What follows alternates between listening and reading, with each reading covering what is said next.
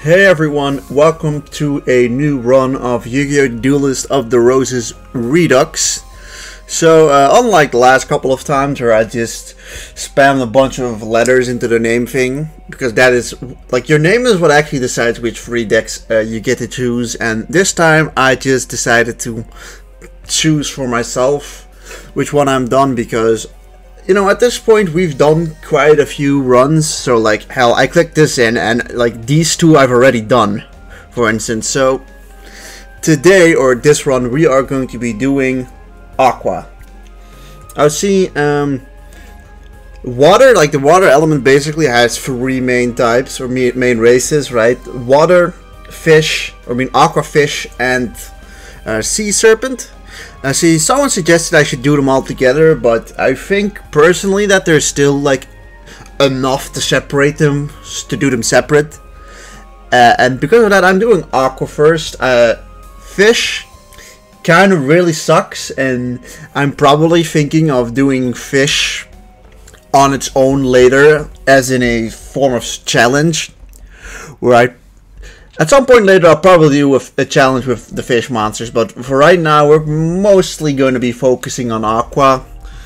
As you know, if I was going to do like, if I was just going to focus on all three of the types, fish would just not be used probably at all, because fish is kind of significantly worse than sea serpent and Aqua, and I think sea serpent and Aqua still have enough to kind of separate themselves.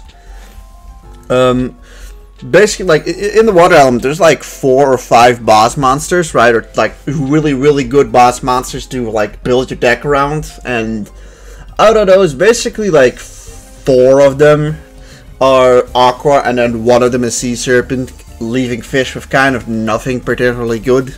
So it was my idea to at least do Aqua now, and at some point later we'll do Sea Serpent and Fish specifically. With that explanation out of the way, actual gameplay please.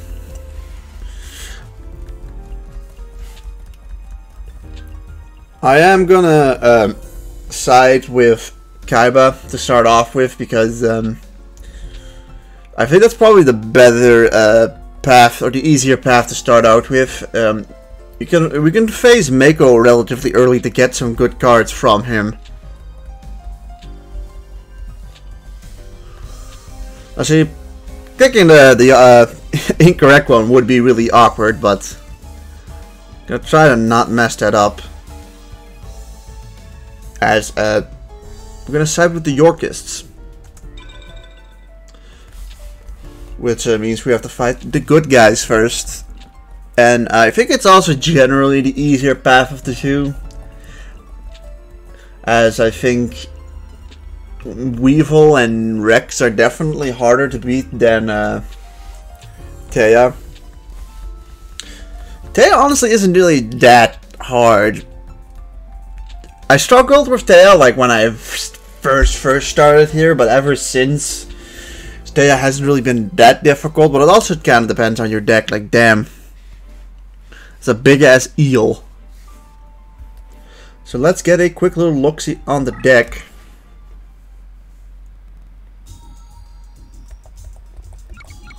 So yeah, we get Water Dragon Fairy. I haven't looked at what deck abilities Aqua gets, but we'll probably find that out in the next episode. We got a couple of extra monsters with Dancing Elf, a Mask Clown. We got a couple of fish here, as this is like both the fish and Aqua thingy. So what is Rootwater's ability? All spaces within a range of 1 are transformed to sea terrain when this card is flipped. Rootwater is a pretty good card, but it's probably slightly weaker than Violet Rain. 7-colored fish is a fish that that seems correct considering the name. Miserzumi added 500 points for a battle against a machine. Sure, Tongyo decreases the opposing enemies by 500. All the opposing? Oh no, just 1. Wow, Warrior. Wow, man-eating black shark. Is Man-Eating Black Shark the strongest fish monster? I think he is. So here we actually get some water monsters, or aqua monsters.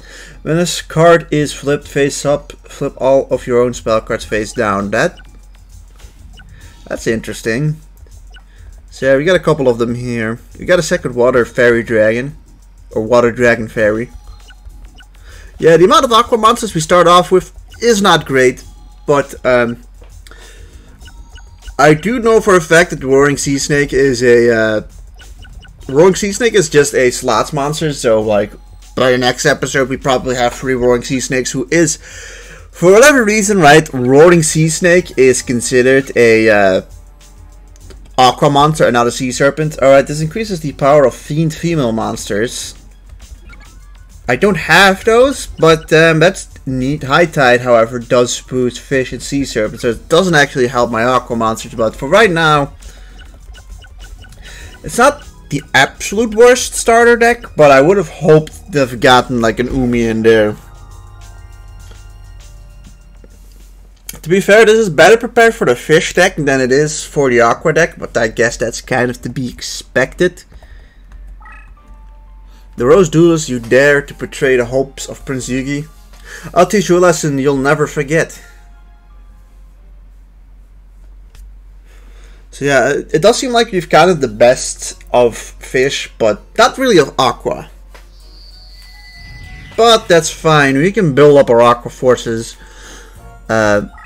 relatively quickly. Although this first battle might actually be a struggle, considering that we don't have a whole lot of field advantage yet. However, we do have 2 root waters, so we're gonna have to likely use that.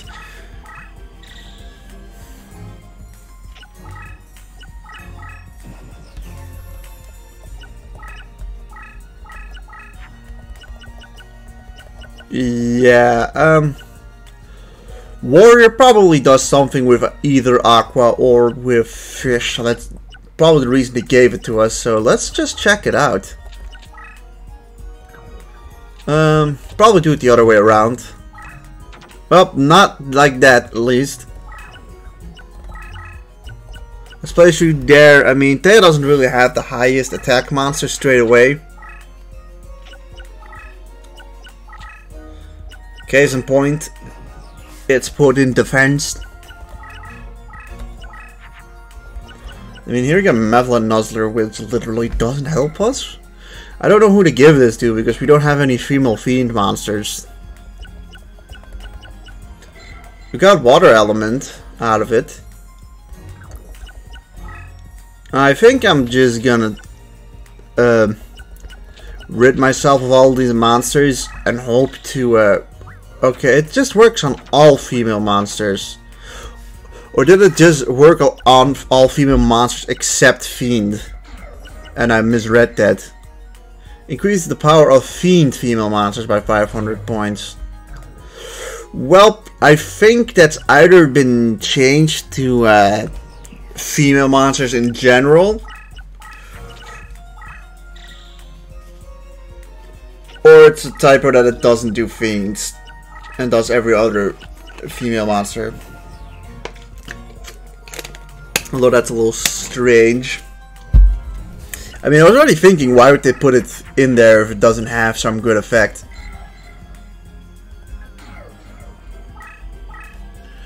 Alright, Root Water. Turn this into water. You know, it's actually like a genuinely pretty decent ability.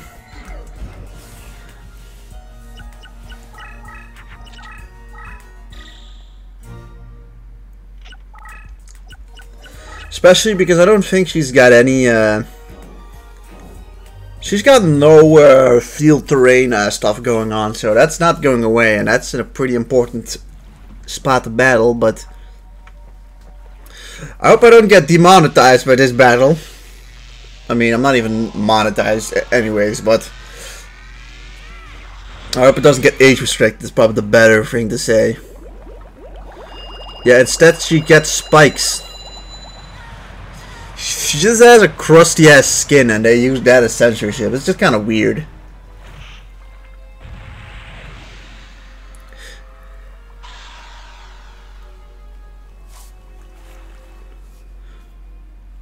I adopt now the CRUSTY Fairy of the Fountain.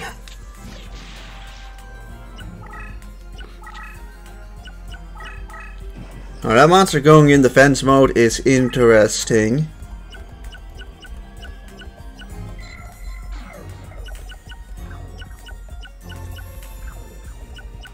But wait a second. Alright. Fusion. I don't remember what fairy monster got fused. It's Dark Witch. It's Dark Witch. With a power up, so.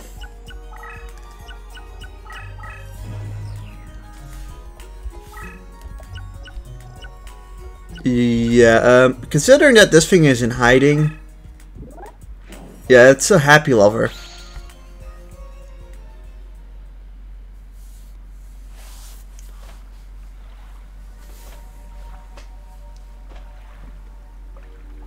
But this is probably like the only time you ever get to see Rude Water's attack animation.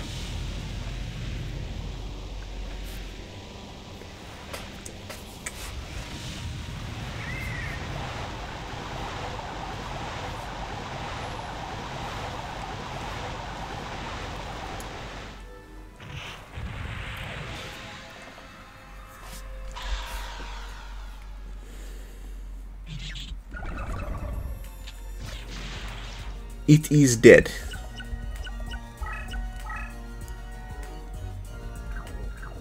Well, I mean, now we probably don't even need Rude Water. I'm gonna actually just stand on Rude Water and kind of hope that I can bait him into attacking into Deep Sea Shark. Okay, water plus water could make... Oh, water plus female, I think, makes that monster. How strong is it, though? Amazon of the Seas is only 1300, so it's nothing special. And like, considering like what Water Dragon Fairy has just slightly less stats. Well, we'll see, we'll see.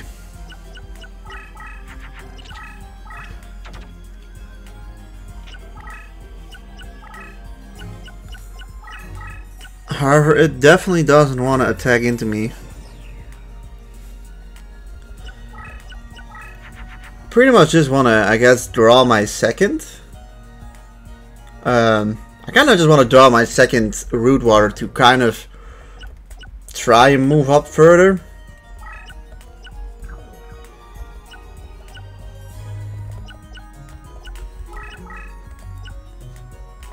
I'm kind of wondering what I should do, really.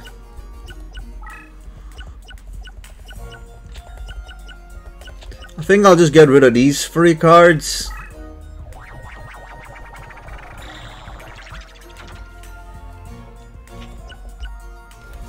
That being said, Amazon of the Sea is really easy to fuse, and so it's probably really easy to grind up to be a like high level deck leader. Just a thought.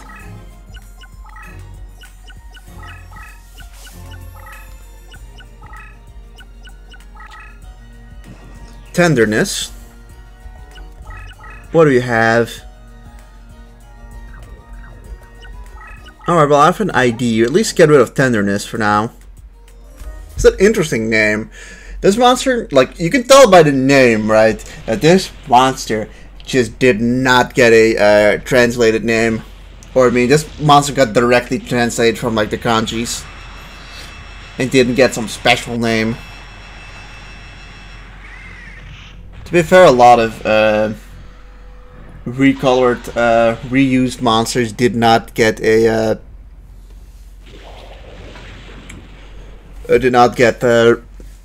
brought to the TCG. Alright, that's a bit of a bummer, though.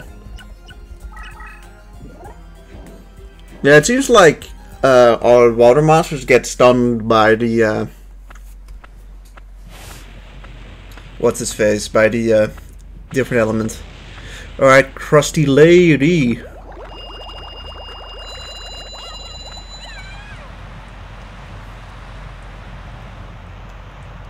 Spill your water.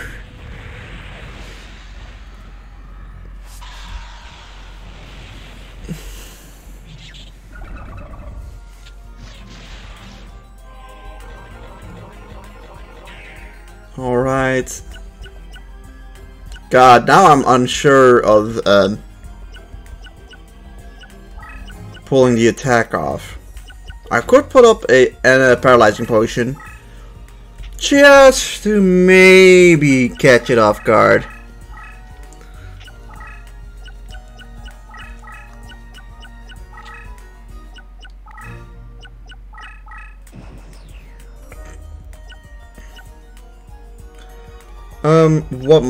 What monsters do we have?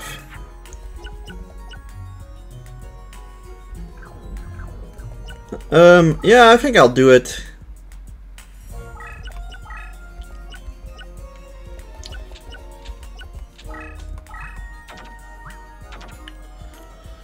Crazy fish, do your crazy fish thing. Oh, okay, that's a shame. Well, it is what it is. Nothing else can be done.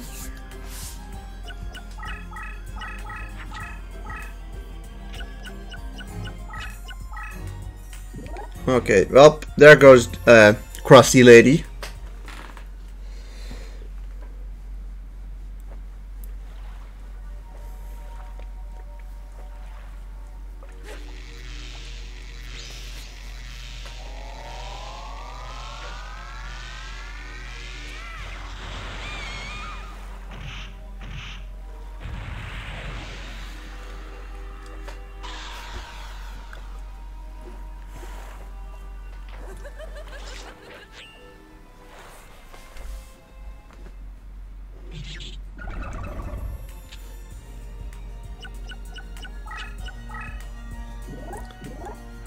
Oh, no, there goes crazy fish. No, not crazy fish.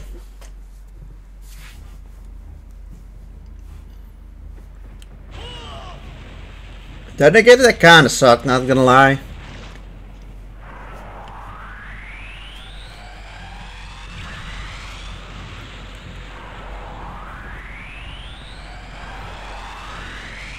Although I don't really think you would have had a much better time against like Rex or Weevil.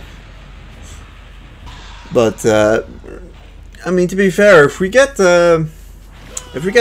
like the Roaring Sea Snake, like suddenly this whole first part is probably trivialized.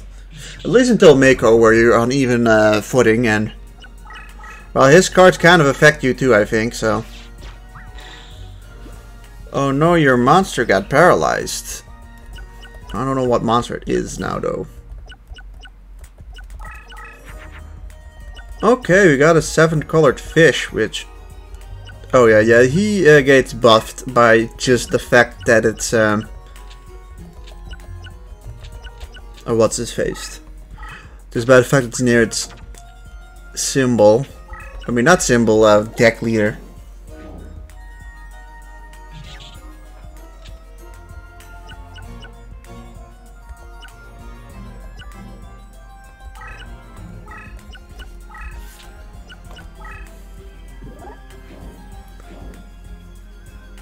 Oh, I missaw that. Well, that's a shame. That's a real shame. A cool monster, though.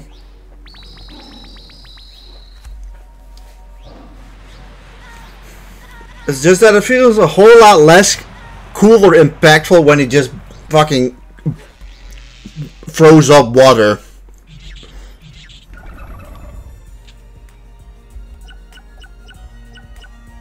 Yeah, I was probably more thinking of Air Knight Parsef when getting over here. You could still use like a Tongyo to, you know, do tongue things.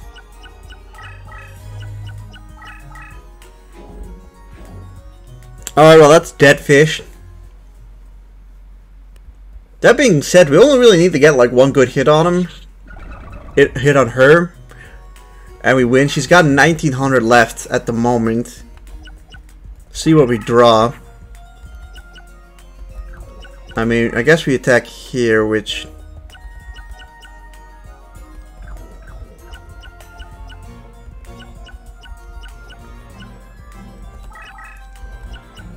Well, let's just start by putting these two lads up here. They could do their little fang. You do 1400, so we only need to do 500 points of damage. We've got 20 something ourselves. So I think I'm just gonna stand here and take the 2300. Hope that I can either pull something off of Tangyo the turn afterwards, or that he doesn't protect one of his monsters. Oh no, I think we just straight up die here. Well, it's a shame. But I think without having something like an Umi, or without really having a boss monster and not drawing any of her boosting cards, it gets pretty difficult. I honestly think I probably did about the best I could with the cards that I was dealt in the first half. I mean, it is what it is, I guess. Probably could have played, I don't know. We could have probably won it if I maybe played better, but yeah, this is why you kind of just desperately need some stuff to add to the deck. So yeah, next time when we really get to build our deck a bit better, because off screen I'm obviously going to just grind up some monsters to get the Aqua Deck abilities, because that's like one of the main things you go for at type, is to actually get like its deck abilities. So yeah, I want to thank you guys for tuning in on this first episode, and hopefully the next episode will go a lot better, but I'm pretty confident about that. So yeah, hope you guys have a good day. Goodbye.